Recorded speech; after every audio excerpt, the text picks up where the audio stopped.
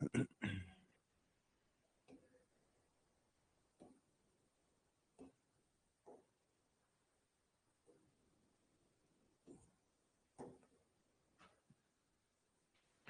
जी, good evening. Last वाली class में हमने स्टार्ट किया था राजस्थान ज्योग्राफी के अंदर जो उसके फिजिकल डिवीजन्स हैं, उन फिजिकल डिवीजन का कितना क्या एरिया है, किस तरीके से वो डिवाइड है। तो लास्ट में जिस डिवाइडेशन की बात की थी हमने, जैसे इंडिविजुअल क्लासिफिकेशन अपना कंप्लीट हो गया था, व्यक्तिगत वर्गीकरण।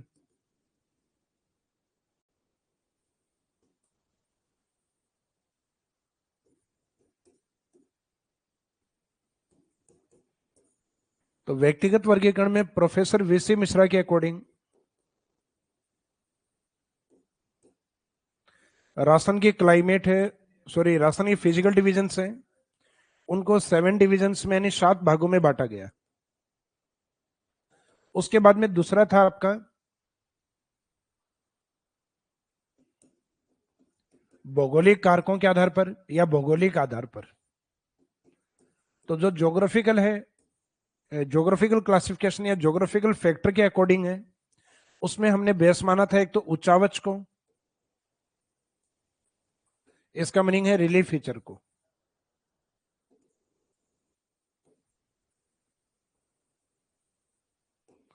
दूसरा बेस माना था क्लाइमेट या जलवायु को। तो जलवायु के बेस पे तो राजस्थान में एक फिजिकल डिवीजन आपको बताया था, राजस्थान का पश्चिमी भाग, यानी जिसको हम डेजर्ट के रूप में देखते हैं।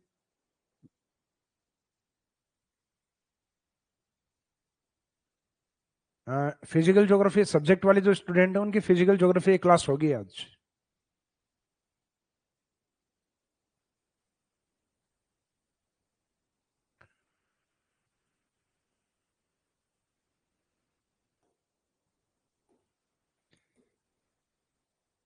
तो इसमें उच्चावच के अकॉर्डिंग आपके जो तीनों फिजिकल डिवीजन है, जिनको हमने नाम दिया था माउंटेन या पर्वत, और पर्वत के रूप में राजस्थान में कौन है माउंटेन में? अरावली।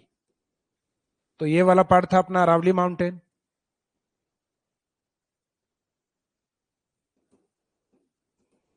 माउंटेन से हाइट में जो नीचे था वो था प्लेट्यू रीजन,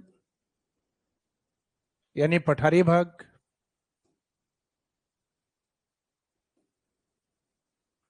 हाड़ौती पठार।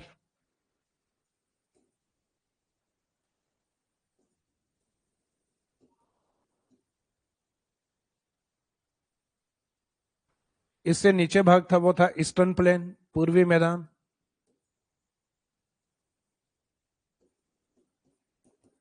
और पूर्वी मैदान के सिमिलर उच्चावच में जो डेजर्ट का हिस्सा है वो भी एक प्लेन एरिया होता है, लेकिन क्लाइमेटिक बेस या जलवायु आधार पर इसको एक अलग फिजिकल डिवीजन माना गया, राजस्थान का मरुस्थल।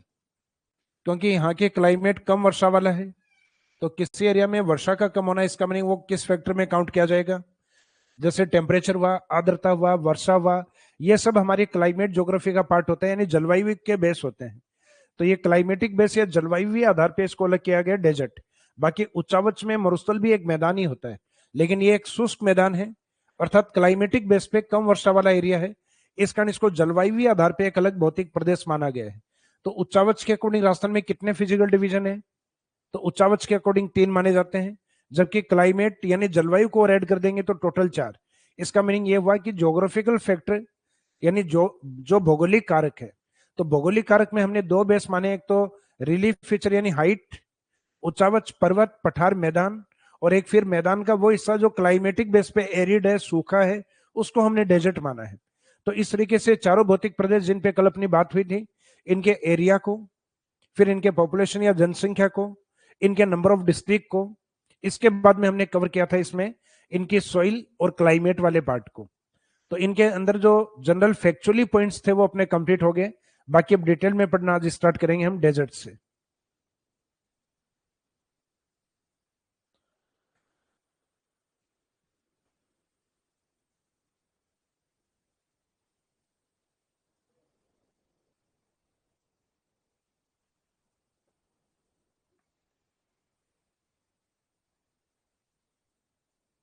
ऑनलाइन वाले स्टूडेंट फिजिकल ज्योग्राफी की 2 घंटे की क्लास, 2 घंटे की देखो, कल या परसों जैसे फिजिकल ज्योग्राफी एक क्वेश्चन बनवा रहे हैं, ताकि प्रयास ये करें कि ताकि फिजिकल ज्योग्राफी का जैसे जैसे टॉपिक कंप्लीट होता रहे आपको क्वेश्चंस भी मिलते रहे।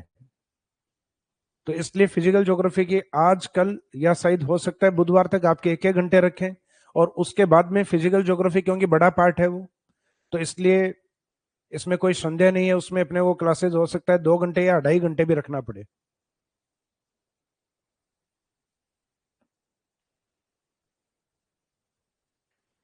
तो आगे स्टार्ट करते हैं अपन राजस्थान के इन फिजिकल डिवीजन में से पहला पार्ट राजस्थान के डेजर्ट वाले पार्ट को, जिसको यहां कंप्लीट नाम देंगे हम नॉर्थ वेस्ट डेजर्ट, यानी उत्तरी पश्चिमी मरुस्थल। अब उत्तरी पश्चिमी भाग राजस्थान का क्या है? मरुस्थल है, तो इसके अंदर डायरेक्शन को यूज किया गया उत्तरी पश्चिमी, और जो है वो लिख दिया हमने मरुस्थल। तो राजस्थान के फिजिकल डिवीजन में पहला पार्ट उत्तरी पश्चिमी मरुस्थल।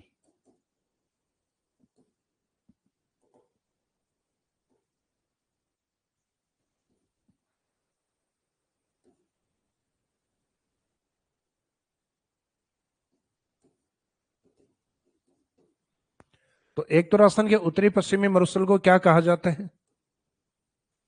तो north west desert of Rajasthan is known as great desert of India. एक तो उत्तरी पश्चिमी मरुस्थल को भारत का महान मरुस्थल,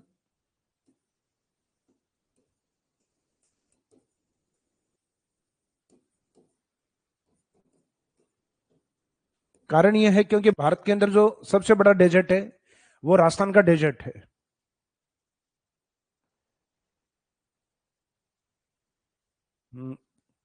हितेश गुप्ता जी कि sir perfect video sound quality.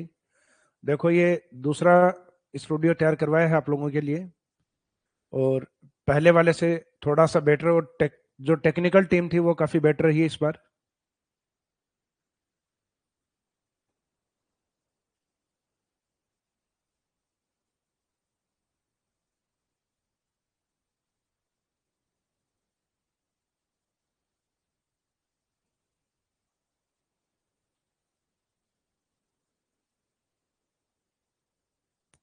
Kalpesh जी बुक को लेके आपका, चलो मैं आज क्लास कंप्लीट होने के बाद में आपके काम को पर्सनली लेके मैं खुद करता हूँ। हालांकि टीम ने प्रयास किया होगा, आपको कॉल तो किया होगा उन्होंने शायद, लेकिन फिर भी मैं मॉनिटर करके मैं खुद बात करूंगा आपसे।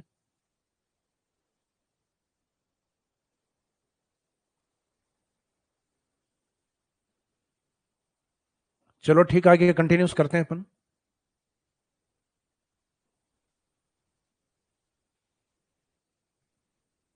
देखो बीच में जो वीडियो चल रहा हो, तो आप लोगों के लास्ट में 5 मिनट आपके क्वेश्चंस, आपकी क्वेरीज, हाँ बीच में अगर किसी के साउंड की प्रॉब्लम हो या आपकी ऐप में कहीं पे भी कोई प्रॉब्लम आ रही हो, उसके लिए आप कमेंट कर दें, क्योंकि बीच बीच में आप कमेंट करेंगे तो क्लास का जो एक फ्लो चल रहा होता है वो बाद में ब्रेक हो जाता है। मैं भी ये चाहता हूँ कि आप कंटिन्यूस, और जो चीज एक फ्लो में बनी रहे, तो आप भी एक माइंड सेटअप के साथ बैठते हैं तो उस चीज के प्रति आपका डेडिकेशन एक समय के साथ। अब बात में बीच में जैसे कोई और बात स्टार्ट होती है तो अपन क्या होते हैं, भाई जनरली टीचर होता है उसके दिमाग में भी वो एक सीक्वेंस रहता है। अब वो जनरली बात करते करते कई बार क्या है कि वो चीजें थोड़ी सी मिस हो जाती हैं, फिर भाई एक आधा फैक्ट भी अगर मिस हो गया तो उसमें नुकसान आप लोगों का है। तो लास्ट में 5 मिनट में इस चीज को लेके कंप्लीट, जिस स्टूडेंट के जो भी समस्या होगी उसके ऊपर लास्ट में 5 मिनट रोज, सब्जेक्ट से रिलेवेंट भी अगर कुछ हो तो आप पूछ लिया करो लास्ट के 5 मिनट में, या आप कहें तो सेशन स्टार्ट करते स्टार्टिंग के 5 मिनट में ले लेंगे, जैसा आप लोगों को ठीक लगे। मैं जहां तक सोचता हूं, क्योंकि क्लास की भी कुछ क्वेरीज होती है पढ़ते पढ़ते, और लास्ट तक अपने माइंड में कुछ क्वेश्चन आ जाते हैं, तो लास्ट में उनको क्या है, लिखते रहा करो, तो लास्ट वाली 5 मिनट मेरे हिसाब से ज्यादा बेटर है। तो आगे कंटिन्यूस करें अपन। Okay thank you. तो राजस्थान का जो नॉर्थ वेस्ट डेजर्ट है, उत्तरी पश्चिमी मरुस्थल, ये इंडिया में ग्रेट डेजर्ट ऑफ इंडिया इसलिए है क्योंकि भारत का सबसे बड़ा मरुस्थल यही है।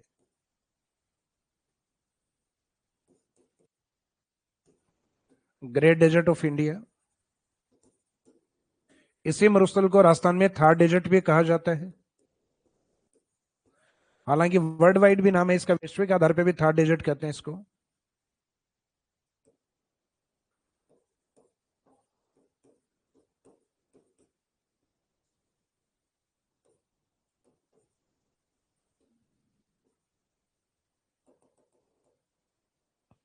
रामायण एवं गीता में यानी भगवत गीता में इसी डेजर्ट को धनवा कहा गया है। तो ये शब्द भी ध्यान रखिए, कभी कभार ऐसे क्वेश्चन दे दिए जाते हैं, तो अपने कुछ ऑथेंटिक बुक्स हैं उसमें ये लिखा हुआ है। तो north west desert of Rajasthan is known as great desert of India, Thar desert, and Ramayana और गीता में इसको क्या बोला गया है? धनवा।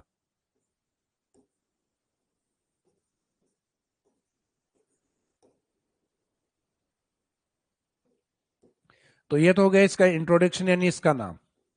अब इसका निर्माण किस तरीके से हुआ है?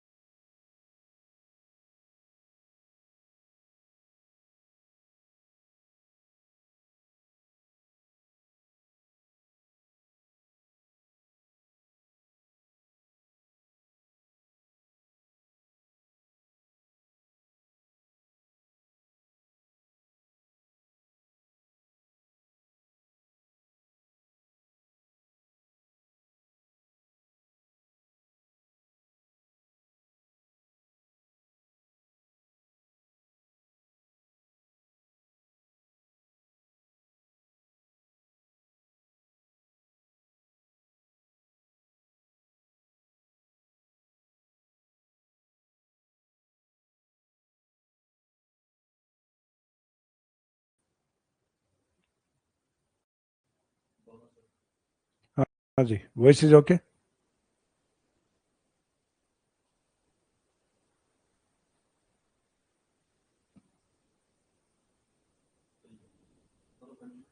अच्छा ठीक।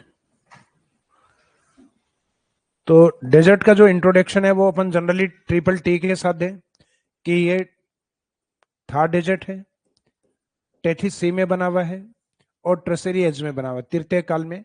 साथ में हम इसमें भी बता सकते हैं प्लिस्टोसिन। अगर दोनों में से एक ऑप्शन को चुनना हो तब आंसर रहेगा आपका ट्रेसेरी एज। तो ये इसका निर्माण, तो राजस्थान के थार डेजर्ट है उसका निर्माण किस तरीके से हुआ है? तो निर्माण इसका टेथिस सागर में ट्रेसेरी काल में एवं प्लिस्टोसिन काल में हुआ है। तो ये दोनों टाइम पीरियड आपको याद रखना है इसमें। इसके बाद में डेजर्ट का जो विस्तार है, यानी किस तरीके से ये विस्तृत है, तो विस्तार में एक तो इसका टोटल एरिया,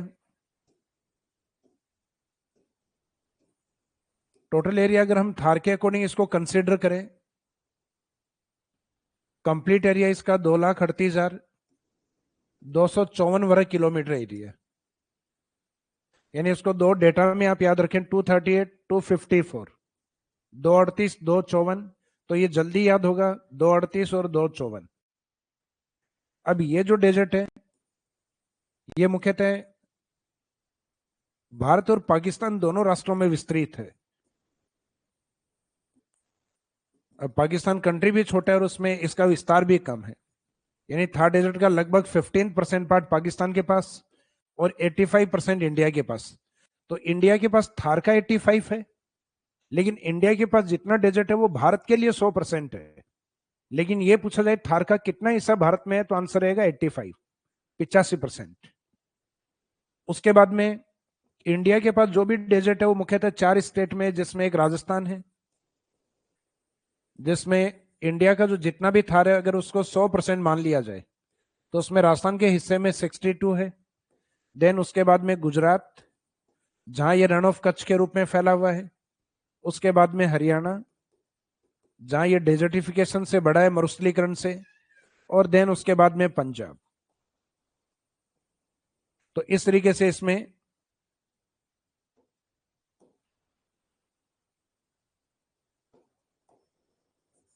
ये टोटल 4 स्टेट आते हैं इंडिया में। भारत में इसकी लोकेशन अगर देखें तो कुछ इस तरीके से होती है। मेन तो राजस्थान की तरफ,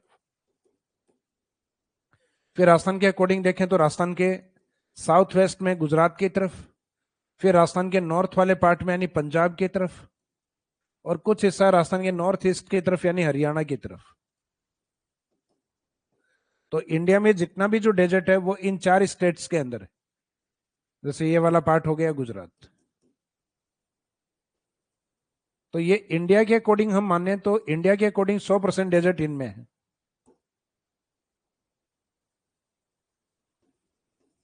भारत का 100%। लेकिन थार डेजर्ट के अकॉर्डिंग अगर पूछा जाए तो थार डेजर्ट का 15% पार्ट पाकिस्तान में है और बाकी इंडिया के पास कितना है, 85। तो थार का कितना हिस्सा भारत में है, 85। भारत के थार का यानी इंडिया के पास जो थार है उसमें राजस्थान के पास कितना है, तो राजस्थान के अकेले के हिस्से में 62%। और फिर हम राजस्थान को एक कंप्लीट भौतिक प्रदेश मान लें कि राजस्थान अपने आप में एक जितना भी ज्योग्राफिकल एरिया वो 100% एरिया है। उसमें से अगर हम डेजर्ट का हिस्सा देखें, इसका मीनिंग हम यहाँ अरावली, मैदान और हाड़ौती सब की बात कर रहे हैं। तो ये सब मिलकर राजस्थान का 100% ज्योग्राफिकल एरिया है और उस 100% राजस्थान वाले एरिया में डेजर्ट 61.11%। इसका मीनिंग इस बार हमने डेजर्ट को देखा राजस्थान के चारों भौतिक प्रदेश में से। तो यहाँ लैंग्वेज अलग रहेगी। यहाँ रहेगी राजस्थान के टोटल ज्योग्राफिकल एरिया में, टोटल ज्योग्राफिकल एरिया यानी चारों physical division, total geographical area में राजस्थान के पास कितना डेजर्ट है, तो हम आंसर देते हैं 61.11, जो कल मैंने आपको फैक्ट बताया भी था। फिर दूसरा फैक्ट है कि भारत में जो थार है, तो अब इसका मीनिंग केवल हमें डेजर्ट का एरिया लेना है, राजस्थान के फिजिकल डिवीजन का नहीं लेना है। तो इंडिया के टोटल थार का मीनिंग गुजरात का हिस्सा भी है थोड़ा, इसमें राजस्थान भी है, पंजाब हरियाणा भी है। तो इन चारों स्टेट के डेजर्ट को हमने 100% डेजर्ट माना है। तो इसका मीनिंग उसमें राजस्थान के पास कितना है, तो क्वेश्चन होगा भारत के टोटल डेजर्ट एरिया में से राजस्थान का हिस्सा कितना है। तो इंडिया के टोटल डेजर्ट में से राजस्थान के पास है 62%। और एक फिर पूछा गया है कि थार का जितना भी टोटल एरिया है उसमें इंडिया के पास कितना है, तो इंडिया के पास 85। इसका मीनिंग यहां 3 फैक्ट काम करेंगे।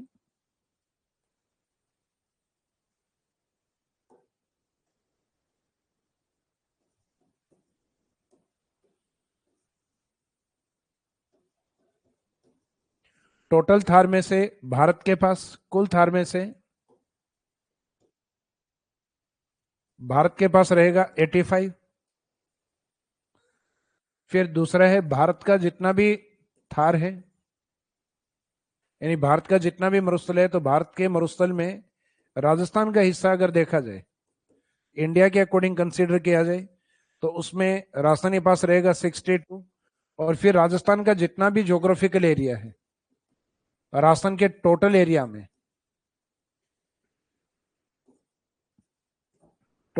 में, डेजर्ट का हिस्सा रहेगा 61.11।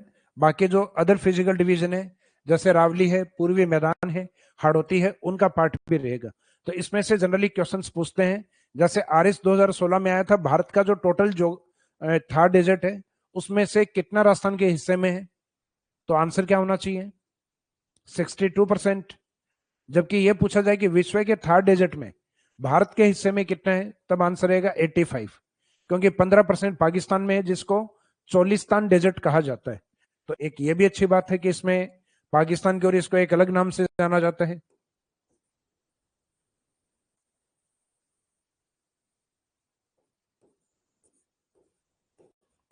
थार मरुस्थल को पाकिस्तान में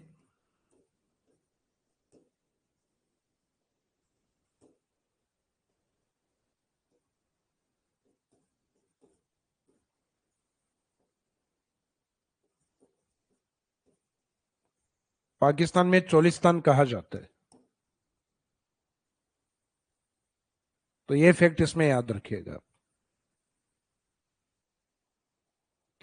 तो ये तो हो गया इसका जो परसेंटेज वाला डेटा, वो वाला कंप्लीट।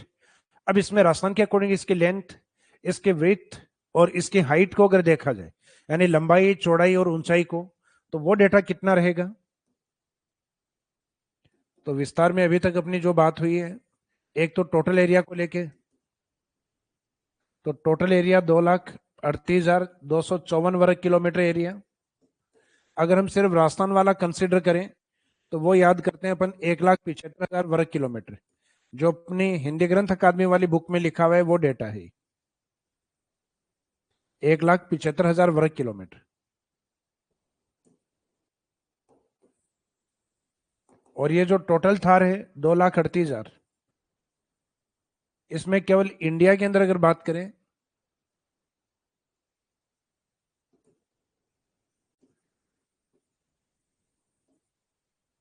ये लगभग 2 लाख वर्ग किलोमीटर, जो अपनी एनसीईआरटी इंडियन ज्योग्राफी बुक्स में जो लिखा हुआ रहता है कि इंडिया के ग्रेट डेजर्ट ऑफ इंडिया का, यानी भारत के महान मरुस्थल का विस्तार कितना है, तो वो इंडिया के अंदर जो है वो लगभग 2 लाख।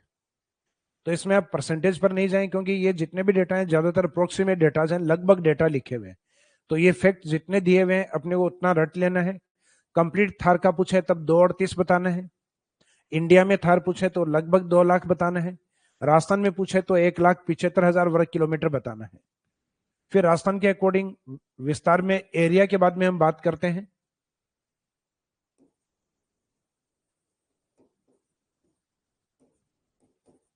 राजस्थान में थार मरुस्थल की लंबाई,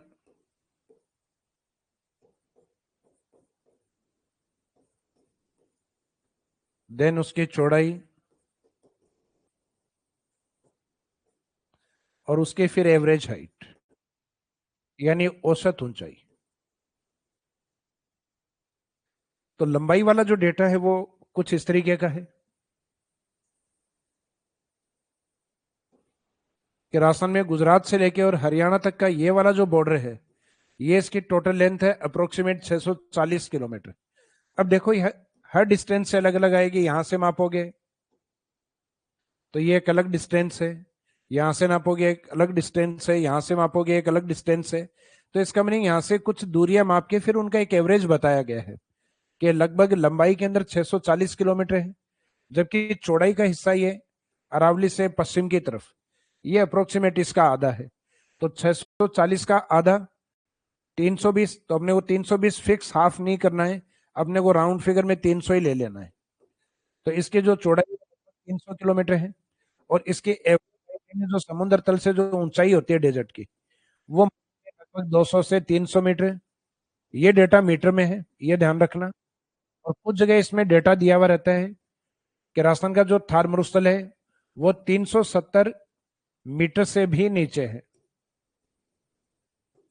तो सामान्य सी बात है, जब एवरेज 270 से 300 है तो थार डेजर्ट का जो टोटल डेटा है वो 370 से है, कम है एवरेज हाइट।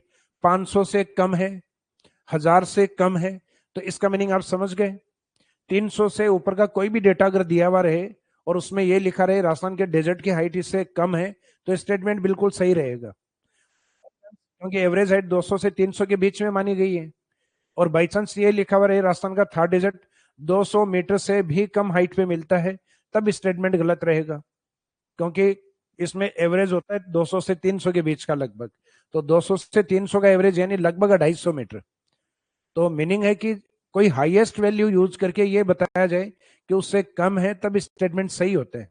जैसे हाईएस्ट वैल्यू 300 है, तो 300 से ऊपर का जो भी डेटा होगा वो लिख के अगर आपको दिया जाए कि डेजर्ट 300 से कम है, 370 से कम है, 500 से कम है, तो इसका मीनिंग है बाद में उस डेटा और फैक्ट को अपने को ठीक मानना है। क्योंकि अपने कुछ एनसीईआरटी हिंदी ग्रंथ अकादमी एक फैक्ट यूज करती है कि थार डेजर्ट की जो हाइट या ऊंचाई है वो लेस देन 370 मीटर, 370 मीटर से नीचे है, तो उस स्टेटमेंट को हम ठीक मानते हैं फिर। तो यहां अपने जो फैक्ट है लेंथ वाला, ये लेंथ वाला फैक्ट होगा अपने 640 किलोमीटर गुजरात से हरियाणा बॉर्डर तक। चौड़ाई अप्रोक्सीमेट इसकी आधी और राउंड फिगर में लेनी है 300, तो ये 300 किलोमीटर। लास्ट वाला हाइट वाला पार्ट है डेजर्ट का, तो हाइट यानी समुद्र तल से कितनी ऊंचाई पर, सी लेवल से कितनी हाइट पर, क्योंकि सी लेवल से ऊंचाई मापी जाती है, तो अप्रोक्सीमेट 200 से 300 मीटर। यहां गलती से अगर आपने किलोमीटर याद कर लिया, तो किलोमीटर याद करने का मीनिंग है कि आप आयन मंडल में पहुंच गए हो, या डेजर्ट को आयन मंडल की ऊंचाई पे पहुंचा दिया है, यानी आइनोस्फेयर के अंदर। ये हो गया इसका विस्तार वाला पार्ट। इसके बाद में एक छोटा सा पार्ट आता है इसमें स्लोप या ढाल का, मरुस्थल का ढाल।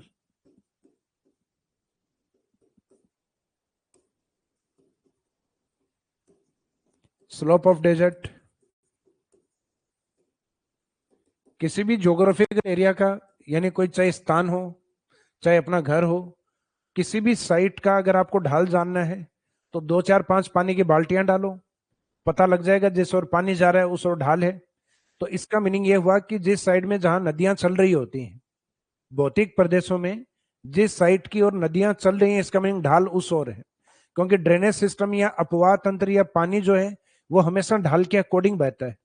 तो राजस्थान का जो पश्चिमी भाग है या डेजर्ट एरिया है, तो उसमें ड्रेनेज का बेस्ट एग्जांपल है लूनी, जो नाग पहाड़ियों से निकल के गुजरात की ओर जाती है। इस साइड में हिमालय से घग्गर नदी आती है, वो भी नॉर्थ से, और इस साइड में पाकिस्तान की ओर। तो इन दोनों नदियों में से भी अगर आप एग्जांपल लें तो लूनी ज्यादा बेस्ट है। कारण क्योंकि लूनी का ज्यादातर एरिया राजस्थान में है और मोस्टली डेजर्ट एरिया को कवर करते हुए, तो इसका मीनिंग डेजर्ट का ज्यादा सही और सटीक जो ढाल है वो लूनी बताती है। अभी जैसे कांस्टेबल के पेपर में भी पूछा गया था कि लूनी बेसिन कहाँ स्थित है, तो एक तो ऑप्शन ये बताया गया कि लूनी है वो चंबल बेसिन में स्थित है। तो चंबल बेसिन में कैसे स्थित होगी, लूनी तो लूनी बेसिन में ही होगी, और चंबल बेसिन तो राजस्थान के साउथ ईस्ट में आता है, हाड़ौती एरिया से होते हुए पूर्वी राजस्थान, तो चंबल बेसिन में तो नहीं थी लूनी। फिर एक दूसरा पार्ट दिया हुआ था कि लूनी राजस्थान के पूर्वी मैदान में है, ईस्टर्न प्लेन में, तो पूर्वी मैदान में नहीं आती लूनी, लूनी तो आती है राजस्थान के पश्चिमी डेजर्ट में, वेस्टर्न डेजर्ट पार्ट में। फिर एक दिया हुआ था कि लूनी राजस्थान के मेवाड़ एरिया में है, राजस्थान ये मेवाड़ क्षेत्र। तो ऐतिहासिक तौर पे मेवाड़ का आपको पता है कि मेवाड़ अपना उदयपुर, राजसमंद, भीलवाड़ा और चित्तौड़गढ़, और इन मेवाड़ वाले एरिया में दो प्रमुख नदियां हैं, जिसमें एक तो आयड सभ्यता से जुड़ी हुई है बेड़च नदी या आयड नदी, और एक आपकी राजसमंद, चित्तौड़, इन एरिया से होते हुए मुख्यतः टोंक बिसलपुर तक और आगे सवाई माधोपुर चंबल तक जाती है वो नदी है बनास। तो मेवाड़ की दो प्रमुख नदियों में अगर हम नाम काउंट करें तो उसमें एक तो आता है अपना बनास और एक बेड़च नदी। हालांकि यही नहीं, और भी बहुत सारी नदियां हैं, लेकिन लूनी मेवाड़ की तरफ नहीं होती, लूनी होती है मारवाड़ की तरफ। तो एक ऑप्शन दिया हुआ था मेवाड़, और एक दिया हुआ था थार मरुस्थल का दक्षिणी पूर्वी भाग। तो इसका मीनिंग हम जहां अभी अध्ययन कर रहे हैं वो थार मरुस्थल है, और अब इस थार मरुस्थल को डिवाइड करना है। तो थार मरुस्थल को अगर हम डिवाइड करके देखें यहां से तो ये थार मरुस्थल के दक्षिण पूर्व में, तो ये स्टेटमेंट बिल्कुल सही था, राजस्थान के थार मरुस्थल के दक्षिण पूर्व में। तो आजकल क्या है, एग्जामिनर ये चाहता है कि आप टॉपिक को समझ के जाएं, आप रट के नहीं जाएं, क्योंकि सारी चीजें आपको लिखवाई नहीं जाती। कुछ चीजें ऐसी हैं जो एग्जाम में आपकी कॉन्सेप्ट क्लियर होने के बाद उन चीजों को आप भी मैप के अंदर डिवाइड करके आप सीखें कि हाँ वास्तव में डेजर्ट का ये कौन सा पार्ट हुआ। तो इसका मीनिंग डेजर्ट के अकॉर्डिंग पूछे तो डेजर्ट को ही चारों डायरेक्शन में डिवाइड कर लो आप। अरावली के अकॉर्डिंग अगर पूछे तो अरावली के अकॉर्डिंग डिवाइड करके देखो। जैसे फॉर एग्जाम्पल ये अरावली के अकॉर्डिंग दिया हुआ होता आंसर।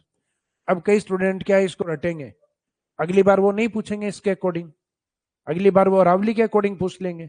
तो अरावली से अगर आप ये डिवाइड करके देखोगे इस तरीके से, तो ये अरावली का मिड वाला पार्ट है। तो अरावली के मुख्यतः इस तरीके से दक्षिण की तरफ आती है।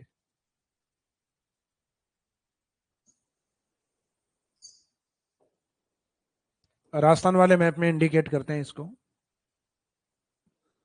ये अरावली का पार्ट है, तो अरावली का सेंटर पॉइंट ये है। तो यहां से अगर अरावली को हम डिवाइड करें तो ये अरावली के मध्यवर्ती भाग नाग पहाड़ियों से यहां से निकलती है, और यहां से निकलने बाद ये नीचे की तरफ गुजरात की तरफ। तो अरावली की जो डिवाइडेशन वाली दिशाएं उनको और आगे तक बढ़ा लेते हैं अपन। तो इसका मीनिंग है कि इसमें आंसर रहेगा अरावली के साउथ वेस्ट पार्ट में, अरावली के दक्षिणी पश्चिमी भाग में। जबकि आप डेजर्ट के अकॉर्डिंग देख रहे थे, तो डेजर्ट के अकॉर्डिंग यहां से डिवाइडेशन होगा। तो डेजर्ट के अकॉर्डिंग, थार डेजर्ट के अकॉर्डिंग ये पार्ट आ रहा था उसका साउथ ईस्ट पार्ट, थार मरुस्थल का दक्षिणी पूर्वी भाग। जबकि अरावली के अकॉर्डिंग देखेंगे तो अरावली का साउथ वेस्ट पार्ट। तो इसका मीनिंग थोड़े से अप्लाइड और समझने वाले क्वेश्चन होते हैं, और एग्जामिनर यही चाह रहा है कि आप सब्जेक्ट समझ के आए, सिर्फ रट के नहीं आए। रट क्या हो गया, तो रटने वाले तो क्वेश्चन फैक्ट वाले, तो वो ज्योग्राफी के अगर 15 क्वेश्चन दे रहे हैं तो उसमें फैक्ट वाले आपको 3-4 क्वेश्चन ही देता है। आजकल कॉन्सेप्ट बेस्ड वे यानी जनसंख्या का क्वेश्चन है, वो फैक्ट वाला देना ही पड़ेगा उनको। लगभग फैक्ट वाले ही आते हैं जनसंख्या में। तो या फिर कोई चोटी की हाइट पूछा है, किसी जिले का एरिया पूछा है, वन संपदा का परसेंटेज पूछा है, राजस्थान में पशुओं की संख्या के बारे में पूछा है, तो इसका मीनिंग ये आपके फैक्ट वाले पॉइंट, बाकी ज्यादातर कॉन्सेप्ट वाली चीजें हैं। तो हम पॉइंट इस पे थे, स्लोप ऑफ डेजर्ट, मरुस्थलीय ढाल पर। तो मरुस्थलीय ढाल को सबसे बेस्ट बताएगी लूनी, क्योंकि वो डेजर्ट के अंदर सबसे प्रमुख नदी है। तो अरावली के मिड से निकलने के बाद वो सदन गुजरात की तरफ जाती है। अगर लूनी के एरिया को आप अलग से करके कि लूनी इस तरीके से चलती है, फिर लूनी को आप डिवाइड करके देखोगे तो आंसर आएगा इसमें उत्तर पूर्व से दक्षिण पश्चिम की ओर, कि मरुस्थल का जो ढाल है वो उत्तर पूर्व से दक्षिण पश्चिम की ओर चलता है, जिसमें राजस्थान के नॉर्थ वाले पार्ट यानी लूनी वाले इस हिस्से में लगभग ये 300 मीटर के आसपास हाइट होती है। जबकि गुजरात के टच तक जाते जाते सदन में रन ऑफ कच्छ तक इसकी हाइट लगभग 150 मीटर रह जाती है। नॉर्थ में लगभग 300 मीटर, सदन की तरफ चलते चलते लगभग रन ऑफ कच्छ की तरफ 150 मीटर। तो कई बार जनरली ये भी दे दिया जाता है कि मरुस्थल का ढाल उत्तर से दक्षिण में है, तो स्टेटमेंट ये भी ठीक है, क्योंकि कई बार डबल डायरेक्शन में नहीं आता, उत्तर पूर्व से दक्षिण पश्चिम ढाल नहीं आता, सिंपल उत्तर से दक्षिण की ओर। क्योंकि लूनी स्टार्टिंग में तो चलती है थोड़ा ईस्ट से वेस्ट की ओर, फिर चलती है साउथ की तरफ यानी गुजरात की तरफ। तो ये इस साइड में गुजरात की तरफ चल रही है। तो अगर डायरेक्शन वाइज देखा जाए तो नॉर्थ से साउथ, और डबल डायरेक्शन में डिवाइड करोगे तब आंसर रहेगा from north east to south west. तो मरुस्थल का जो ढाल है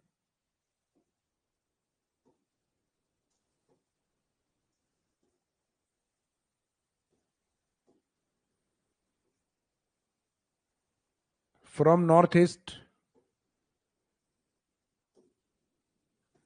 टू साउथ वेस्ट, उत्तर पूर्व से दक्षिण पश्चिम की ओर।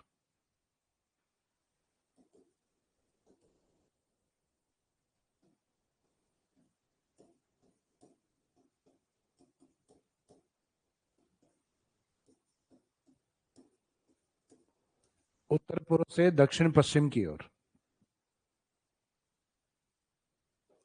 इसके बाद में next point, study of desert, मरुस्थल का अध्ययन।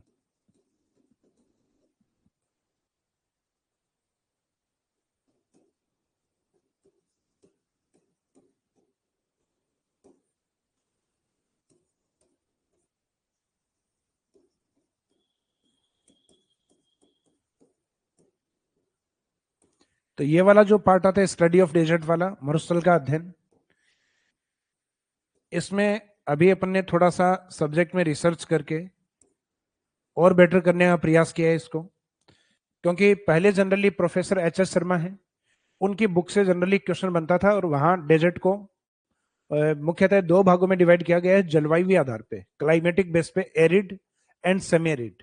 और वहीं अगर आप देखें हरिमोहन सक्सेना सर हिंदी ग्रंथ अकादमी, तो उसमें डेजर्ट का एक डिवाइडेशन आपका दिया गया है, वो उच्चावच अर्थात रिलीफ फीचर के अकॉर्डिंग दिया गया है, और उस उच्चावच के आधार पर डेजर्ट को कितने भागों में बांटा गया है, 4 भाग। तो पहले तो अपन उच्चावच, और उसके बाद में देखेंगे क्लाइमेटिक बेसिस पे, यानी एक रिलीफ फीचर, और दूसरा जलवायु आधार पर। तो मरुस्थल का जो अध्ययन है 2 आधार पर किया जाता है।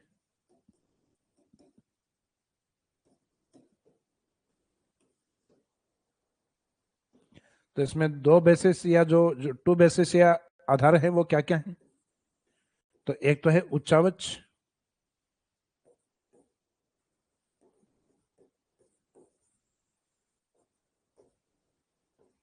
रिलीफ फीचर,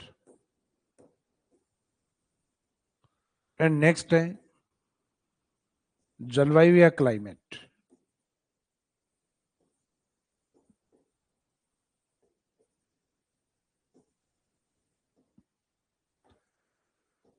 तो इसमें जो उच्चावच वाला पार्ट है,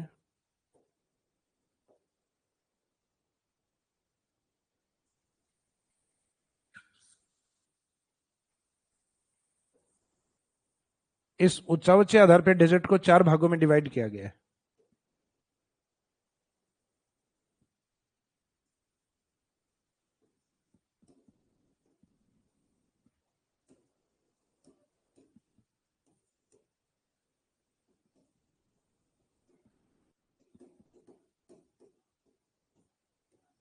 उच्चावच के आधार पर मरुस्थल को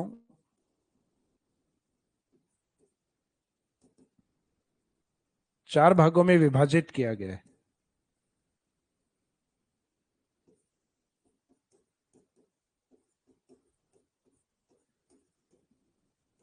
तो according to relief feature, desert is divided into 4 types या 4 पार्ट्स। अब इन 4 पार्ट्स में से एक हिस्सा तो वो है जो मुख्यतः इंटरनेशनल बॉर्डर से लगता हुआ है, ये वाला पार्ट।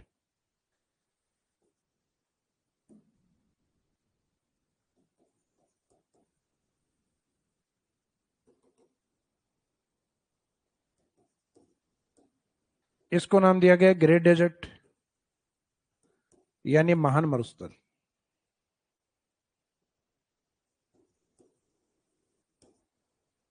इस ग्रेट डेजर्ट के पास वाला कुछ भाग है जो बीकानेर, बाड़मेर और जैसलमेर का पार्ट है। हालांकि पार्ट इसमें जोधपुर का भी है, लेकिन जोधपुर शब्द इसमें मेंशन नहीं किया गया। तो ये वो भाग है जिसको हम चट्टानी मरुस्थल कहते हैं। बाड़मेर, बीकानेर, जैसलमेर का मरुस्थल।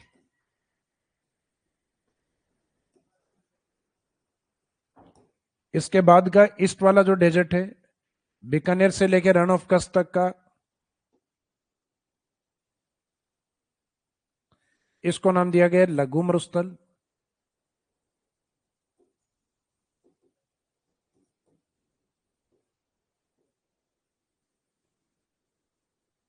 यानी जो ग्रेट डेजर्ट है, उस ग्रेट डेजर्ट के आगे का जो भाग है ये चट्टानी मरुस्थल माना गया है। उसके बाद में उसके ईस्ट में जो अपना लघु डेजर्ट है, यानी जो स्मॉल डेजर्ट के रूप में है, उसके बाद का जो ये अरावली वाला हिस्सा आ जाता है, डेजर्ट के पूर्व की तरफ अरावली पर्वतमाला। और इस अरावली पर्वतमाला और लघु मरुस्थल के बीच में, अर्थात अरावली के जस्ट वेस्ट वाला पार्ट है, ये काउंट होता है सेमेरी डेजर्ट में।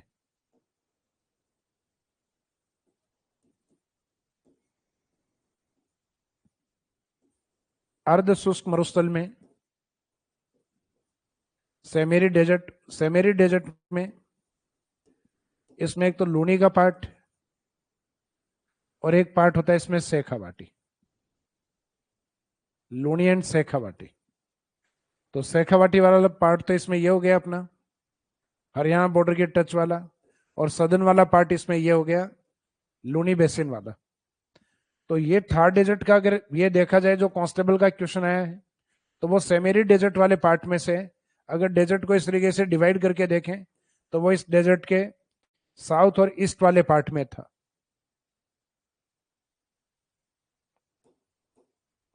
तो अब यहां अगर इनके बारे में एक एक इंट्रोडक्शन लाइन अगर हम लिखें कि ग्रेट डेजर्ट, तो ग्रेट डेजर्ट अंतरराष्ट्रीय सीमा पे स्थित,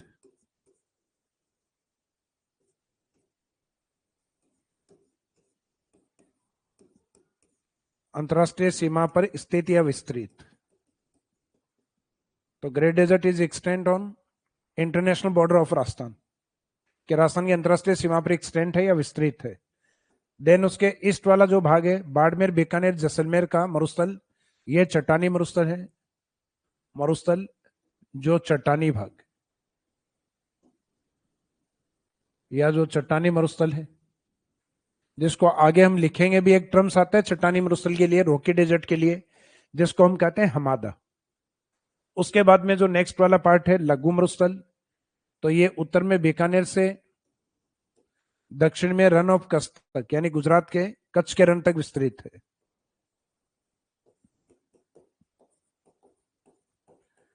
तो राजस्थान के थर्ड डेजर्ट के जस्ट नीचे गुजरात का जो पार्ट आता है या डिस्ट्रिक्ट आता है, जो भारत के सबसे बड़े जिले के रूप में भी है कच्छ। तो सिर्फ गुजरात नहीं, इंडिया का लार्जेस्ट डिस्ट्रिक्ट है, क्योंकि एक मरुस्थलीय जिला है अपने आप में। और ये लवणीय मरुस्थल है, रण ऑफ कच्छ, जो अपने सेलिनिटी के कारण, लवणता के कारण प्रसिद्ध है। फरवरी के अंदर जहां लगभग हर साल गुजरात गवर्नमेंट के द्वारा कच्छ फेस्टिवल जैसे हमारे करवाते हैं, बीकानेर में ऊंट महोत्सव, जैसलमेर में मरु महोत्सव, बाड़मेर में अपने थार महोत्सव, जोधपुर में अपने मारवाड़ महोत्सव, तो उसी तरीके से गुजरात वाले डेजर्ट एरिया में कच्छ फेस्टिवल प्रसिद्ध है, जो लगभग फरवरी के लास्ट में रखा जाता है।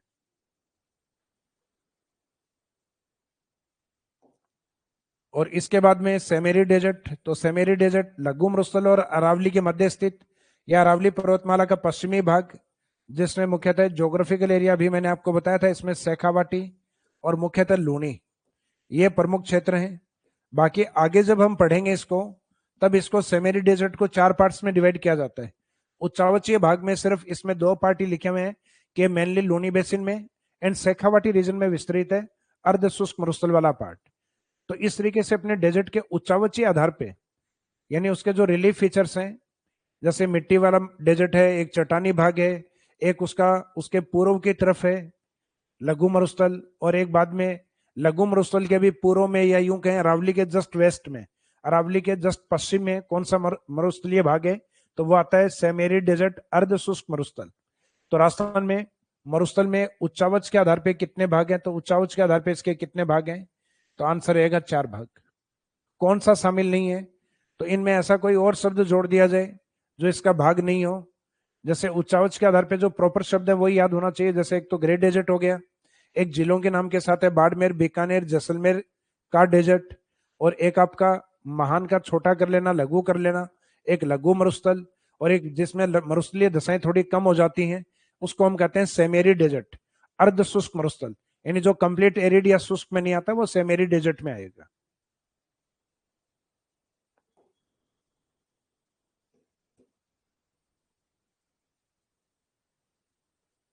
फिर उच्चावच के बाद में नेक्स्ट आते हैं क्लाइमेट या जलवायु के आधार पे। तो जलवायु के आधार पे डेजर्ट के मुख्यतः दो हिस्से किए जाते हैं, एक तो मरुस्थल का वो भाग जो वास्तव में रियल डेजर्ट वाला पार्ट है, शुष्क मरुस्थल, और इस क्षेत्र में अपने गाय की एक नस्ल और पाली जाती है राठी, उस आधार पे इसको राठी प्रदेश भी कहते हैं। तो राठी अपने आप में काउ ब्रीड भी है, और राठी अपने लिए एक फिजिकल डिवीजन भी है, यानी डेजर्ट का एरी डेजर्ट पार्ट शुष्क मरुस्थल। दूसरा जो भाग है जिसमें शुष्क से थोड़ी बेटर वर्षा होती है, वो हमारे लिए सेमेरी डेजर्ट अर्ध शुष्क मरुस्थल, या जिसको जनरली हम बांगड़ प्रदेश भी कहते हैं।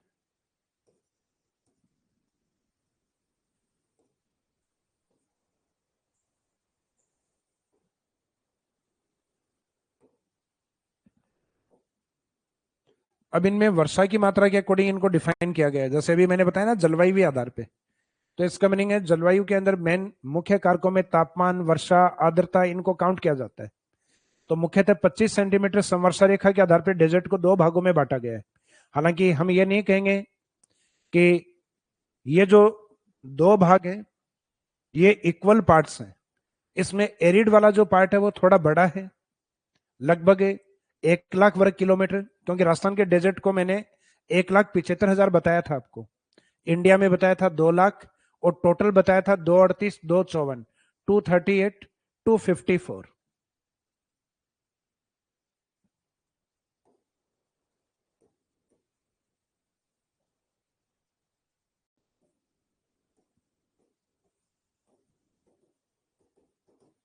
जलवायु आधार पर, तो जलवायु आधार पर भी मैंने समवर्षा रेखा बताई आपको 25 सेंटीमीटर, तो ये आपके लिए यहाँ पे भी आएगी। और एक आगे जब हम जलवायु पढ़ेंगे, जलवायु वाले टॉपिक में जब राजस्थान में वर्षा की मात्राएं पढ़ेंगे, उस समय कुछ समवर्षा रेखाएं करवाएंगे आपके, तब भी रिपीट होगी। तो 25 सेंटीमीटर समवर्षा रेखा,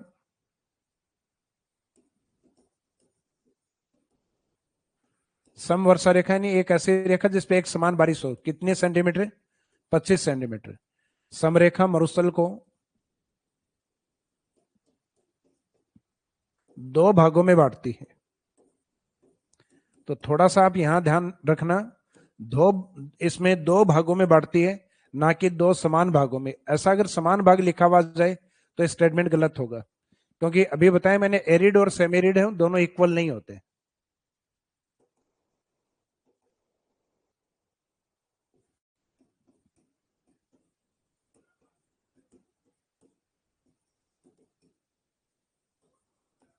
दो समान भागों में बांटती, सॉरी मैंने भी इसमें समान भाग बोल दिया, दो भागों में बांटती है। अब वो दो भाग कौन कौन से हैं? तो एक तो भी आपको मैंने बताया था कि एरिड डेजर्ट या शुष्क मरुस्थल, जिसे हम दूसरा राठी रीजन या राठी प्रदेश भी कहते हैं। इसमें वर्षा की मात्रा होती है 0 से 25 सेंटीमीटर। तो एक फैक्ट तो इसमें ये याद रखना है, 0 से 25। और एक फिर दोनों में अगर हम कंपैरिजन करें तो ये वर्षा की मात्रा जो 0 से 25 वाला है, इसका जो टोटल एरिया है ये 1 लाख वर्ग किलोमीटर, जबकि सामने वाला जो पार्ट है वो सेमेरी डेजर्ट,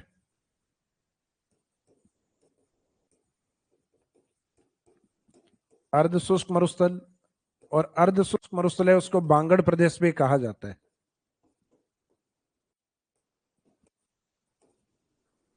तो ये सेमेरी डेजर्ट एंड बांगड़ रीजन।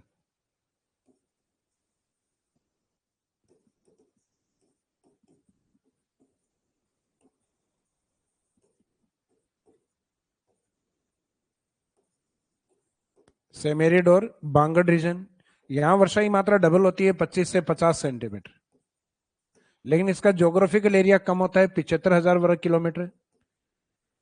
तो इसका मीनिंग हम राजस्थान के मरुस्थल का सिर्फ राजस्थान के अकॉर्डिंग जब एरिया कंसिडर करते हैं तो इसमें एरिया हम बोलते हैं 1,75,000। जैसे टोटल बोलते हैं हम 1,75,000, तो 1 लाख एरिड को देना है और सेमेरिड को आगे देना है 75,000। तो बोलने का तरीका भी अपना यही होता है, 1,75,000, तो 1 लाख एरिड और 75,000 उसके सामने सेमेरिड। अब यहाँ सेमेरिड वाले को हमने एक दूसरा नाम जो दिया वो है बांगड़ प्रदेश। एरिड वाले में नाम क्या दिया था दूसरा? राठी प्रदेश। तो राठी तो अपने यहाँ काउ ब्रीड होती है, गाय की नस्ल होती है। तो ये शब्द तो अपने को पता है कि गाय की नस्ल से निकला हुआ शब्द है। उसके अकॉर्डिंग इस एरिया को, एरिड डेजर्ट को, राठी रीजन, राठी प्रदेश भी कहते हैं। लेकिन ये जो बांगड़ शब्द है, ये वाला शब्द कहां से निकला हुआ है? तो जनरली जो नदियां होती हैं, नदियों में होता है जल, और इस जल के द्वारा जो मिट्टी बिछाई जाती है उसको हम कहते हैं जलोढ़ मिट्टी। और इसके द्वारा हर साल जो फ्रेश सोइल जो बिछाई जाती है, ताजा मिट्टी जो बिछाई जाती है, उस ताजा मिट्टी को हम क्या बोलते हैं? खादर सोइल या खादर प्लेन कहा जाता है उसको, खादर का मैदान। क्योंकि हर साल देखो अपने खेत को उपजाऊ बनाने के लिए हम क्या डालते हैं? खाद डालते हैं, फर्टिलाइजर। क्यों? क्योंकि वो फर्टिलाइजर अपनी लैंड को फर्टाइल बना देता है। तो सेम उसी तरीके से जो हर साल नदियां ताजा मिट्टी जो डालती हैं मैदानी भागों में, उस फ्रेश सॉइल को, उस ताजा मिट्टी को नाम क्या दिया जाता है? तो उस फ्रेश सॉइल को नाम दिया जाता है खाद से खादर। और कुछ नदियों की पुरानी जलोढ़ मिट्टी होती है, इस खादर के पास वाला जो ज्योग्राफिकल एरिया है जहां तक नदियां नहीं पहुंच पाती,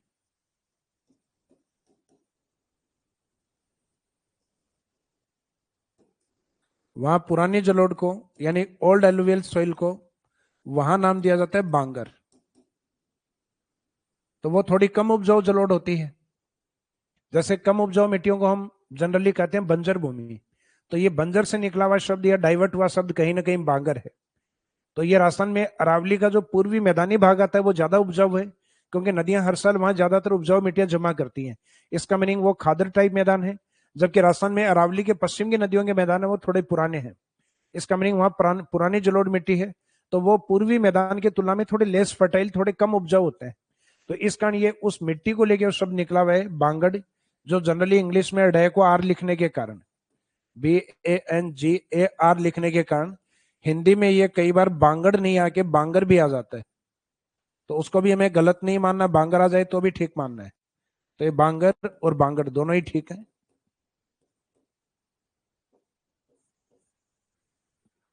जैसे आप ये स्पेलिंग देखते हो बिड़ला की, तो होना तो ये चाहिए बिड़ला, लेकिन ये डे वाला, डी वाला या आर लिखते हैं, तो धीरे धीरे हिंदी में बिड़ला क्या बिरला हो गया आजकल। तो वो सेम मिस्टेक यहाँ पे भी हो जाती है कई बार, बांगड़ नहीं हो के बांगर होता है, तो ये भी एक्सेप्टेबल है।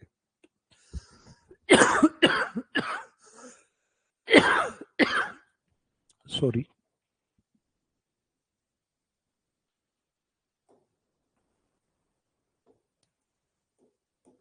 थोड़ा इन दिनों वायरल चल रहा है, बच के रहिए आप लोग भी।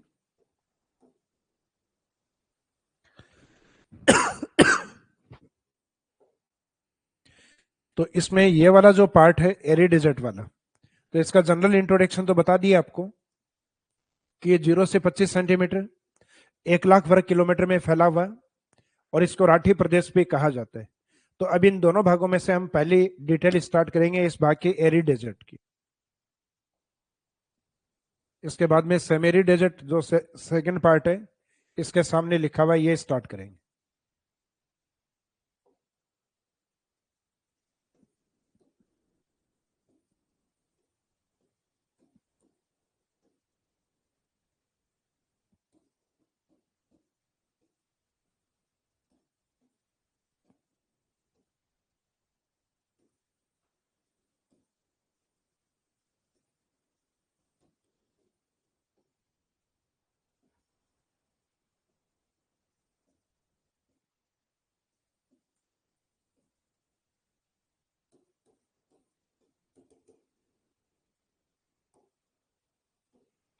तो इसमें जो एरी डेजर्ट वाला पार्ट और जो राठी रीजन, उसकी डेफिनेशन तो आपको ध्यान है।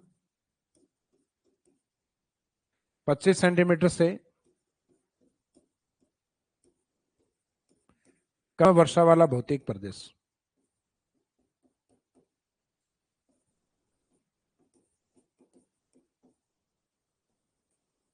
इसका मीनिंग है << रेनफॉल रीजन। 25 सेंटीमीटर से कम वर्षा वाले भौतिक प्रदेश को क्या कहा जाता है? एरी डेजर्ट।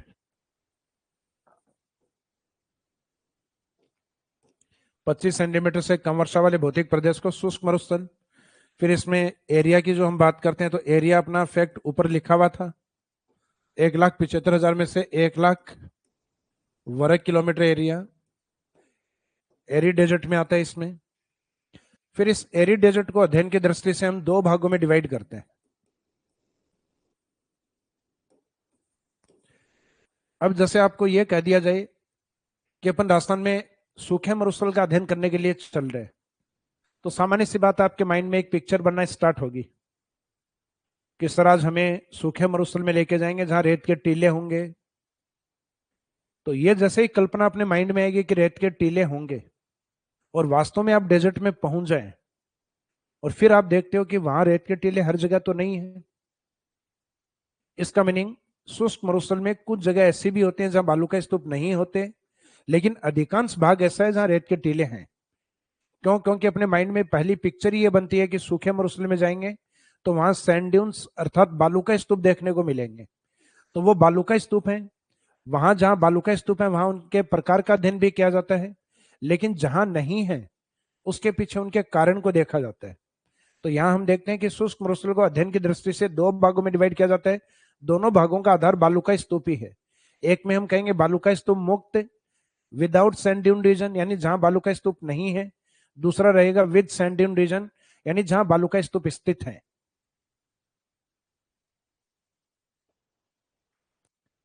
तो अध्ययन की दृष्टि से according to study point of view,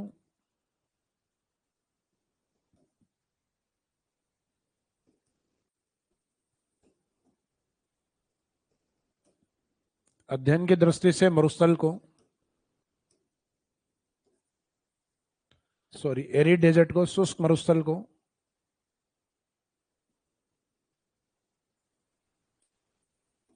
पुनः दो भागों में बांटा जाता है।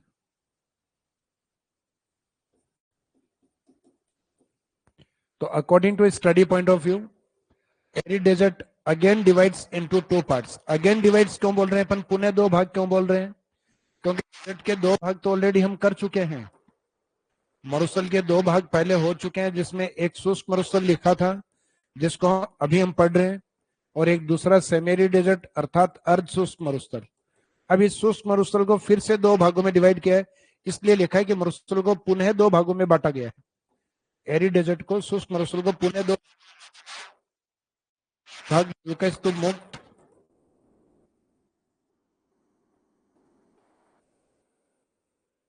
बालू का स्तूप मुक्त प्रदेश,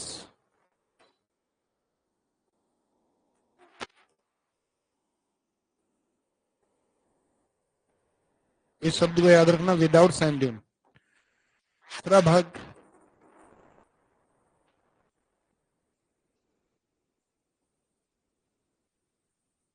बालू का स्तूप युक्त प्रदेश।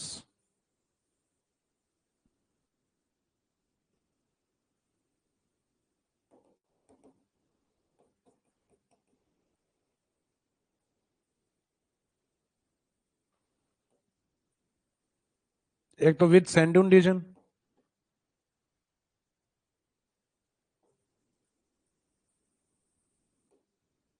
एक रहेगा अपने विदाउट सैंड ड्यून रीजन।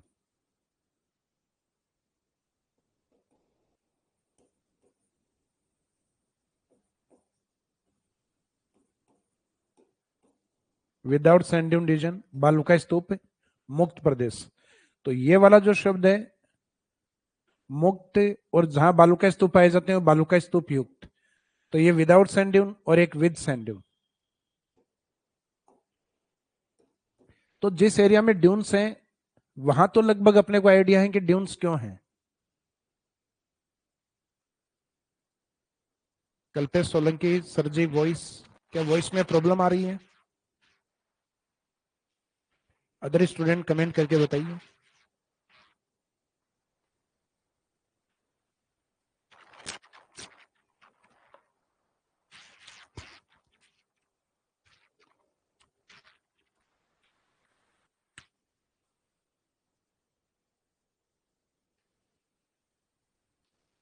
क्या वॉइस क्लियर नहीं है क्या?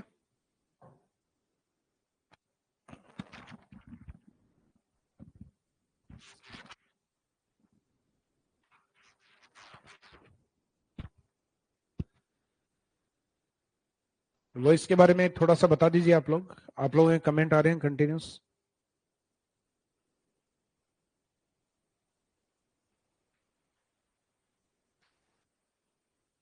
अच्छा, बीच बीच में स्टूडेंट के बीच बीच में सही हो रही है, तो नेटवर्क प्रॉब्लम होगी थोड़ी बहुत। अगर कोई कॉन्सेप्ट और कुछ चीज अगर समझने में नहीं आ रही हो तो बता देना, वापस रिपीट कर दूंगा।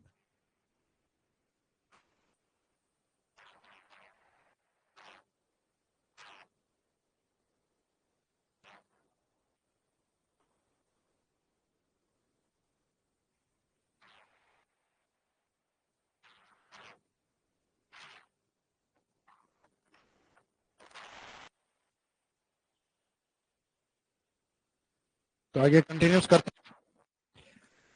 तो बालू का स्तूप युक्त वाला भाग है, वहां जनरली हमें यह समझ में आता है कि जहां विंड्स होती है, विंड्स यानी पवन। एक देखो विंड होती है और एक होती है एयर, हवा। तो हवा तो आर्टिफिशियल हो सकती है, जनरेट की जा सकती है। जैसे आप अपने कमरे में स्विच ऑन करें और आपका फैन चले, तो इसका मीनिंग वो क्या आएगी अपने पास, पवन चलेगी या हवा। तो अपने फैन से जो आती है वो हवा आती है। जैसे किसी ने मुंह से यूं फूंक मारी, इसको आप किस में काउंट करोगे, ये हवा में काउंट होगी। पेट्रोल पंप के पास में जो गाड़ी में हम डलवाते हैं, तो वहां पे भी AIR लिखा हुआ रहता है, एयर यानी हवा। वहां कभी नहीं कहते भैया टायर में थोड़ी पवन डाल देना।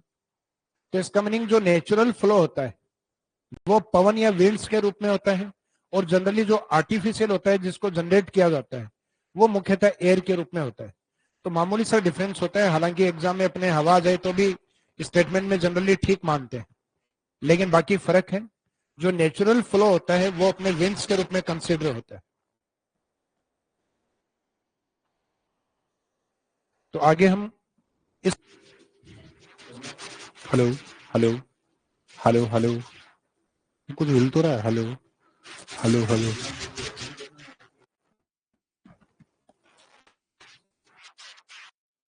और ये मिट्टी उड़ने के साथ साथ जैसे विंड्स की स्पीड कम होती है, तो ये सॉइल धीरे धीरे डिपॉजिट होना स्टार्ट हो जाती है। ये मिट्टी धीरे धीरे जमा होना स्टार्ट हो जाती है, और इसके जमा होने से जो स्ट्रक्चर बनता है उसको नाम दिया जाता है सैंड ड्यून, बालू का स्तूप।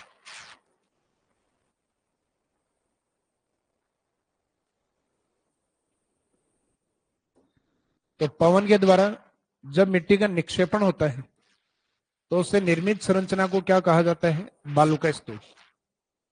तो डेफिनेशन होगी, when the winds deposit of soil then formed structure is known as sand dune. तो इसका मीनिंग है कि जब पवन के द्वारा मिट्टी जमा होती है तो रेत का टीला बनता है। तो ये तो हम ही देखते हैं अपने घरों में, जब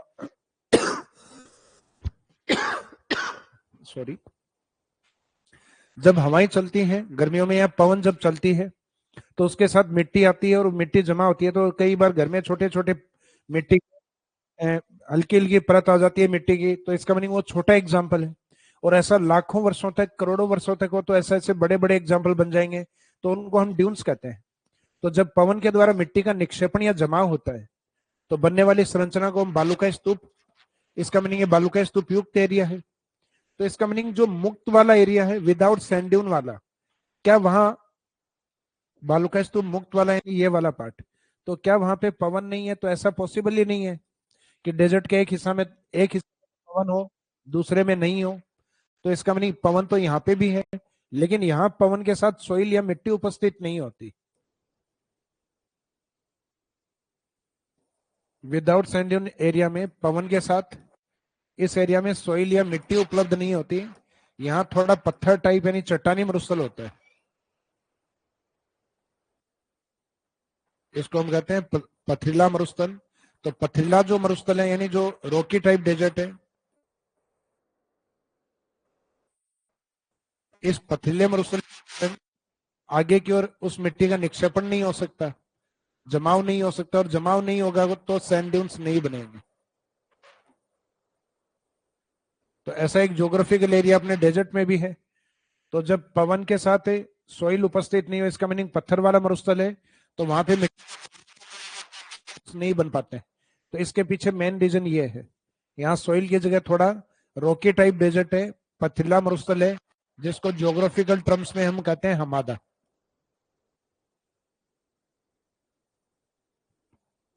हमादा पार्ट। तो डेफिनेशन के तौर पे अगर हम देखें कि ये वाला जो हिस्सा है बालू का स्तूप मुक्त प्रदेश,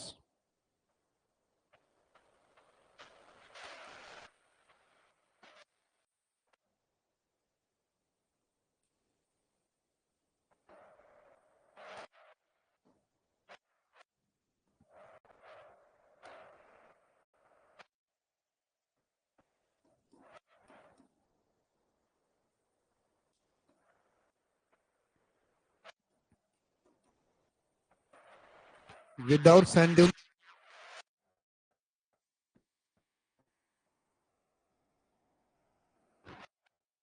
विदाउट सैंड ड्यून रीजन यानी बालूका स्तूप मुक्त, क्योंकि अभी हम एरी डेजर्ट का अध्ययन कर रहे हैं, तो एरी डेजर्ट हमारे लिए टारगेट है 100% ज्योग्राफिकल एरिया है वो, यानी जिसकी स्टडी करते हैं वो पॉइंट अपने आप में 100%। तो ये एरी डेजर्ट 100%।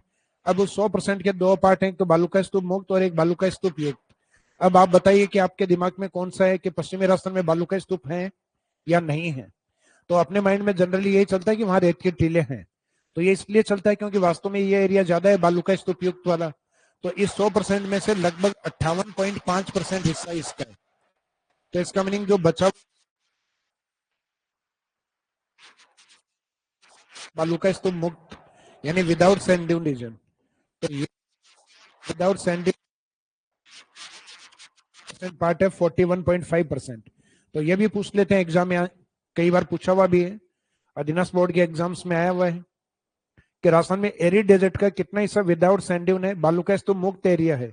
तो वो हिस्सा है 41.5, यानी एक छोटा हिस्सा है, लगभग 40% के आसपास है 41.5, और बचा हुआ लगभग 58% या 60% के आसपास का एरिया 58.5 वो विद सैंड ड्यून बालूका स्तूप युक्त प्रदेश से।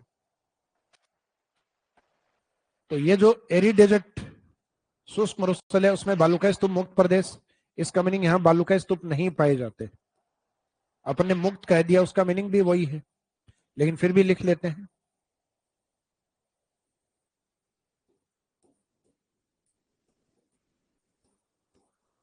यहां बालूका स्तूप नहीं पाए जाते,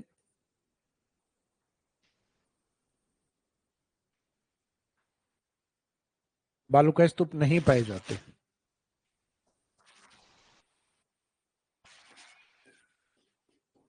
क्योंकि कारण क्या मानेंगे इसके पीछे, क्योंकि कारण है इसके पीछे चट्टानी मरुस्थल,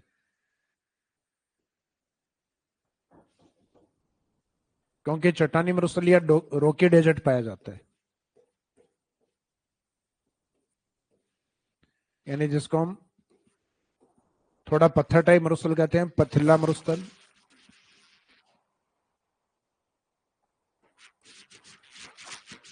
रोकी डेजर्ट क्योंकि पथरीला मरुस्थल पाया जाता है।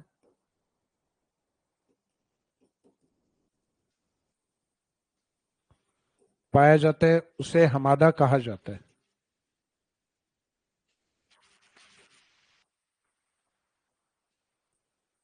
तो यहां कौन सी मादा बतानी है, हमादा। तो आपसे एग्जाम में एग्जामिनर पूछेगा हमादा क्या है, तो अपने को उल्टा बताना है, हमादा चट्टानी मरुस्थल है। अब चट्टानी मरुस्थल है, इसका मीनिंग पत्थर टाइप मरुस्थल, लोकी टाइप डेजर्ट, तो वहां बालूका स्तूप नहीं पाए जाते।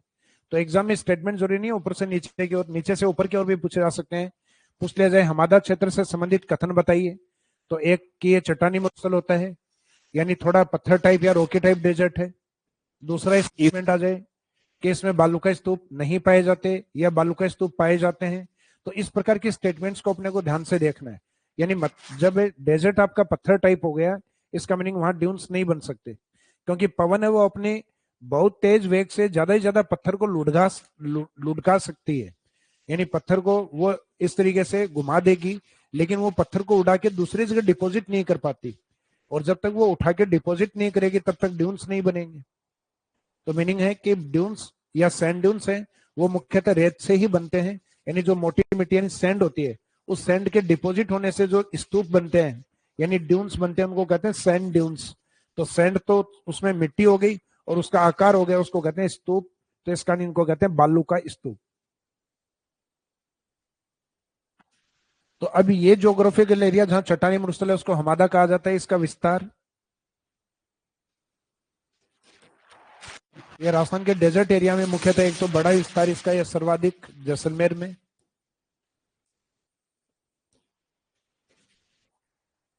इसके अलावा कुछ पार्ट इसका बाड़मेर में, और कुछ पार्ट जोधपुर फलोदी के अंदर। तो फलोदी तो अब अपने आप में जिला ही अलग बन गया है, तो फलोदी वाला तो हम अलग से फलोदी लिख लेते हैं।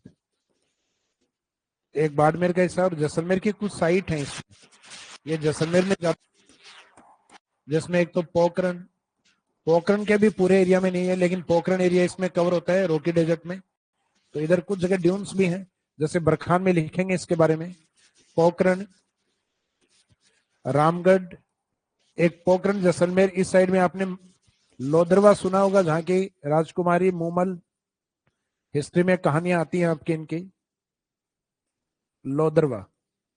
तो आपके पोखरण, रामगढ़, लोदरवा, ये वाली साइट जिसमें पोखरण परमाणु परीक्षण के लिए, रामगढ़ से प्राकृतिक गैस अर्थात खनिजों में हम पढ़ेंगे इसको। रामगढ़ गैस पावर प्लांट भी है जो लगभग संकट पे आ रखा था कि गैस का उत्पादन पश्चिमी राजस्थान में कम हो गया, तो आने वाले टाइम में हो सकता है गैस पावर प्लांट को बंद करना पड़े। लेकिन हाल ही में यहाँ जो बागेवाला और ये कुछ साइट है जहाँ पे गैस के बड़े भंडारण और मिले हैं और उत्खनन कार्य कंटिन्यूस चलेगा। तो ये रामगढ़ अपने नेचुरल गैस प्रोडक्शन के लिए भी प्रसिद्ध है और थोड़ा चट्टानी भाग है, इस कारण हमादा में भी काउंट होता है और इसका कुछ हिस्सा बरखान बालू का स्तूप में भी काउंट होगा। तो अपना ये जो जैसलमेर वाला एरिया है, पोखरण, रामगढ़ और लोदरवा, ये हमादा रीजन में आते हैं। तो सर्वाधिक हमादा या चट्टानी मरुस्थल किस जिले में है? जैसलमेर। हालांकि जैसलमेर इसके अलावा भी काफी बड़ा एरिया बचा हुआ है और जो बचा हुआ है उसमें इतने ज्यादा ड्यून्स हैं कि जब हम बालूका स्तूप युक्त एरिया की बात करेंगे तब भी बात करेंगे जैसलमेर में सर्वाधिक है। तब आपको लगेगा सर दोनों चीजें जैसलमेर में ज्यादा कैसे? तो जैसलमेर का ज्योग्राफिकल एरिया काफी बड़ा है, तो उसके पास जितना हमादा है उतना हमादा किसी के पास भी नहीं है, और उसके पास जितना रेत के टीले बालू का स्तूप है उतने बालू का स्तूप किसी और के पास नहीं है। तो इसका मीनिंग है सबसे ज्यादा चट्टानी एरिया हमादा भी जैसलमेर और बालू का स्तूप भी जैसलमेर। तो ये आपका जो पहला पार्ट था एरी डेजर्ट का, यानी शुष्क मरुस्थल है, उसका वो पार्ट जिसको हम नाम देते हैं बालू का स्तूप।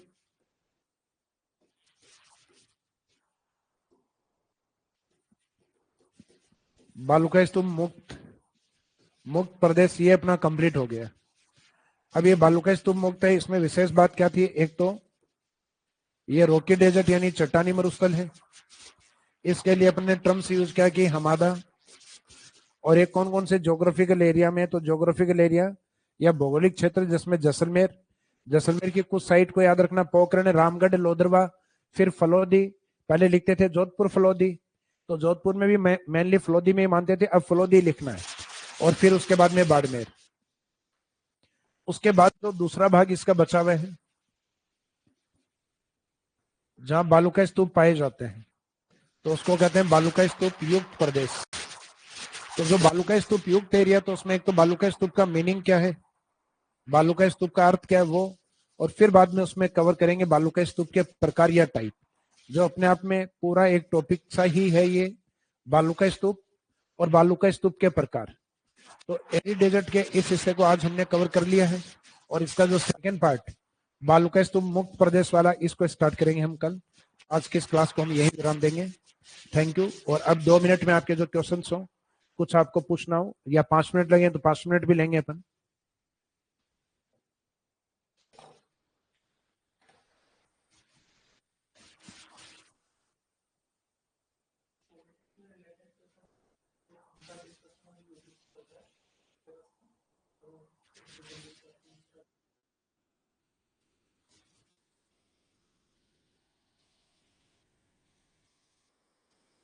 अच्छा, पॉलिटिकल सर कौन सा डिस्कशन करवा रहे हैं आज?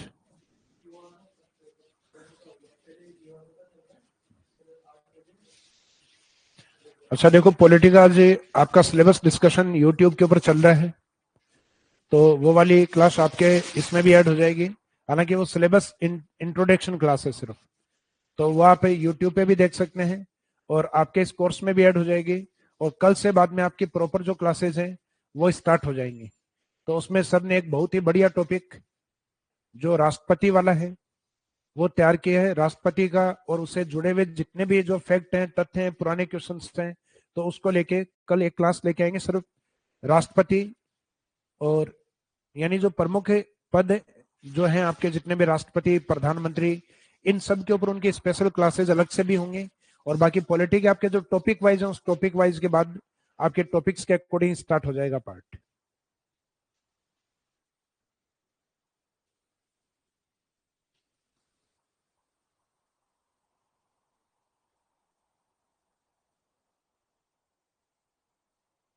हाँ, विदाउट सैंड में कुछ फिजिकल जो फीचर्स हैं उसके वो कल कवर करवाएंगे, जैसे आकलवुड फॉसिल पार्क वगैरह है, वो अपन एरिड डेजर्ट इसके दोनों भाग के बाद में भी कर सकते हैं, क्योंकि वो एरिड और सेमी एरिड की दोनों विशेषताओं में ही काउंट होते हैं। बाकी इसके अंदर कुछ इसके फिजिकल फीचर्स हैं, जैसे कि एक तो आता है इसमें आकलवुड फॉसिल पार्क, एक आता है सेडिमेंट्री रॉक्स या अवसादी चट्टाने, एक आता है आपका जलपट्टी या वाटर बेल्ट। तो इसके कुछ फिजिकल फीचर्स हैं, इनके बारे में हम कल बात कर लेंगे पहले, और उसके बाद में ये वाला पार्ट स्टार्ट करेंगे बालू का स्तूप और उसके टाइप्स। तो आज जो पढ़ा उसके बारे में कोई डाउट आपको? यस और नो में बता दीजिएगा।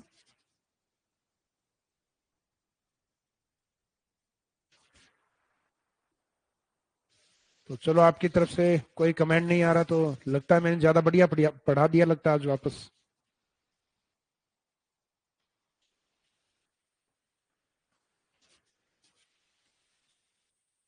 ठीक है, थैंक यू। किसी स्टूडेंट का कोई कमेंट नहीं है। जो वीर ने आपने कमेंट किया था वो मैंने बता दिया। ये फिजिकल फीचर्स वाला जो थोड़ा बचा है, इसमें विदाउट सैंड ड्यून बालूका स्तूप मुक्त वाले एरिया में कुछ फीचर्स बचे हैं, ये हम कल बात करेंगे। आकलवुड, अवसादी चट्टान, सेडिमेंट्री रॉक्स और वाटर बेल्ट यानी लाठी सीरीज वाला part. Okay, thank you, good night.